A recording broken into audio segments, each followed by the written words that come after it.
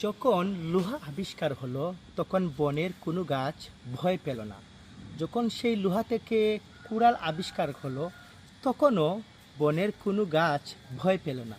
কিন্তু যখন সেই লোহার কুড়াল থেকে কিন্তু যখন সেই লোহার কুড়ালে একটি কাঠ যুক্ত করে হাতুড় তৈরি করা হলো তখন বনের সমস্ত গাছ ভয় পেয়ে গেল। বনের ছোট্ট একটি গাছ তখন বড় গাছকে প্রশ্ন করলো, লোহা তৈরি হলো, লোহা থেকে কুড়াল তৈরি হলো, তোমরা ভয় পেলে না, কিন্তু যখন সেই লোহার কুড়ালে হাতুড়ি যুক্ত করা হলো তখন কেন তোমরা ভয় পেয়ে গেলে?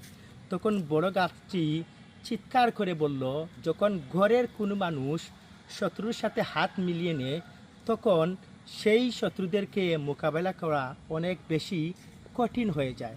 কারণ কথায় আছে, ঘরের শত্রু বিভীষণ। তাই এই বিষয়গুলো আমাদের সবাইকে বুঝতে হবে। আমাদের আশেপাশে অনেক মানুষ থাকে যারা দেখার দিক থেকে আপন সেজে থাকে, কিন্তু তারাই কিন্তু প্রথমে আমাদেরকে ছুরি মারতে চায়। ধন্যবাদ।